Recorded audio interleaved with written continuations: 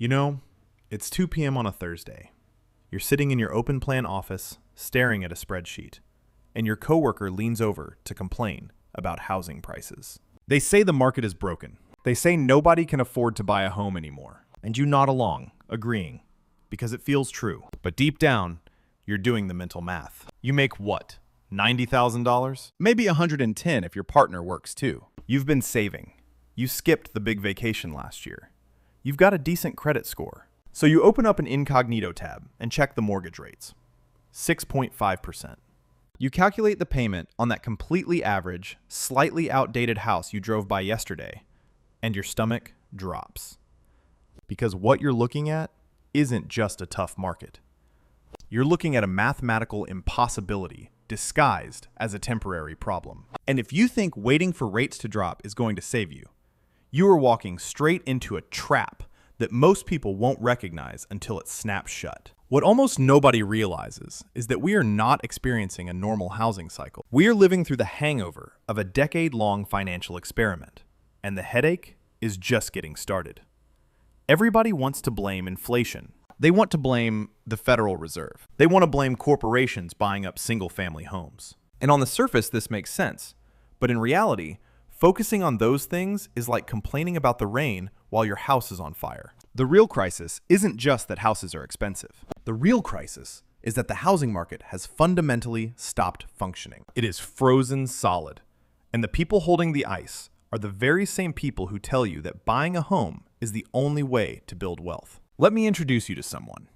We'll call him Greg. Greg bought a house in 2021. He's 35, making decent money, and he locked in a 30-year mortgage at 2.8%.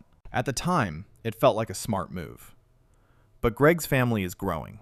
His house feels cramped. He's got a toddler turning the living room into a plastic minefield. So, logically, Greg decides it's time to move up. He logs onto Zillow, finds a house that's maybe 20% bigger, and runs the numbers.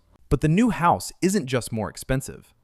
The mortgage rate is now hovering around 7%. To buy that slightly larger house, Greg's monthly payment wouldn't just go up a little, it would literally double. He would be paying thousands of dollars more every single month for a house that is only marginally better, just because of the interest rate. And this is where it gets interesting, because Greg does what any rational human being would do. He stops looking. He decides the cramped living room isn't that bad. He stays put. And you might be thinking, good for Greg, he made a responsible choice. But that's not the whole story. By staying put, Greg is participating in a phenomenon that economists call the lock-in effect. Right now, more than half of all mortgages in the United States have an interest rate below 4%. Think about that. Millions of people are sitting on a financial instrument so incredibly cheap that they literally cannot afford to move, even if they want to.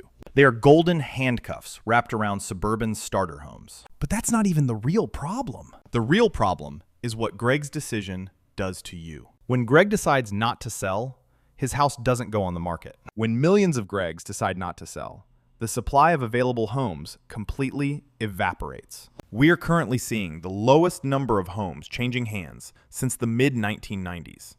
And remember, there are tens of millions more people living in this country now than there were in 1995. You have a massive generation of millennials entering their prime home buying years, completely desperate to buy, slamming into a market where nobody is willing to sell. This is where everything starts to break. It's basic supply and demand, but mutated. When supply crashes, prices are supposed to fall because nobody is transacting, right? That's what happened in 2008. But because demand is still so fiercely pent up, and supply is artificially choked off by the lock-in effect, prices aren't falling. They are just vibrating near all-time highs. The market is effectively telling you, we have nothing to sell you, but if we did, you couldn't afford it anyway. So you sit there, watching your savings account grow by a few $100 a month, feeling like you are running a marathon where the finish line keeps moving a mile away for every step you take. And this is the part that should really worry you. Because the financial industry knows you are desperate. They know you feel like you are failing at adulthood if you don't own a piece of property. So they start offering you solutions. And the solutions are terrifying. I was talking to a mortgage broker the other day. He was telling me about the new products they are pushing. 40-year mortgages. Adjustable rate mortgages disguised as safe bets. Buy-downs, where the builder subsidizes your rate for a year or two, essentially hiding the true cost of the home until you are already trapped inside it. They are telling young buyers to marry the house, date the rate. They tell you to buy now, stretch your budget to the absolute breaking point, and just refinance when rates go down. What almost nobody realizes is that marry the house, date the rate is one of the most dangerous pieces of financial advice ever packaged into a catchy slogan. It assumes two things. One, that rates will significantly drop in the near future. And two, that when they do drop, the value of your home will still be high enough for the bank to let you refinance. But what if rates don't drop for 5 years? What if they go up?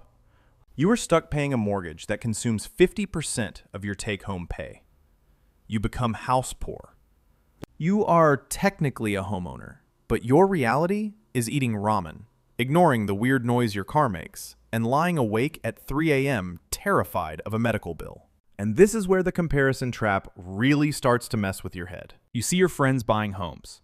You see their Instagram posts, and you feel this intense, burning anxiety that you are being left behind. But what you don't see is the spreadsheet behind the photo. You don't see the couple making $150,000 a year who are secretly drowning in credit card debt just to furnish the house they couldn't actually afford. You don't see the massive wealth transfer from their boomer parents that actually made the down payment possible. You are comparing your financial reality to their heavily curated financial fiction. So what happens next? What happens when you finally break? When you decide you just can't rent anymore and you force your way into the market? Let me tell you about Sarah. Sarah is 32, a marketing director. She makes good money, solid 6 figures. She got tired of renting. She felt that societal pressure. So she bought a modest townhouse for $450,000. She put 5% down, swallowed the private mortgage insurance, and signed a mortgage at 7.2%. Her monthly payment, with taxes and HOA fees, is nearly $4,000. On paper, Sarah is winning. She owns property. But let's look at her actual life. After her mortgage, her car payment, her student loans, and basic utilities, Sarah has maybe $400 a week left for groceries, gas, savings, and entertainment. She is one broken HVAC system away from a financial crisis. She can't afford to contribute to her 401k anymore. She stopped investing. She is pouring every ounce of her financial energy into a single, illiquid asset that historically barely beats inflation when you account for maintenance and taxes.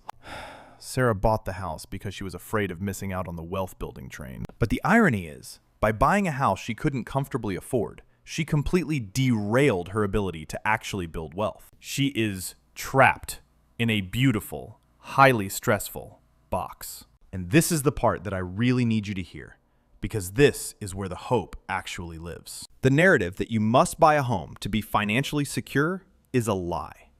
It is a lie perpetuated by an industry that profits off your transactions. The bank doesn't care if you're stressed. The realtor doesn't care if you can't afford to go out to dinner. They get paid when you sign the paper. If you are looking at this market and the math doesn't work, the bravest, most financially sound decision you can make is to walk away.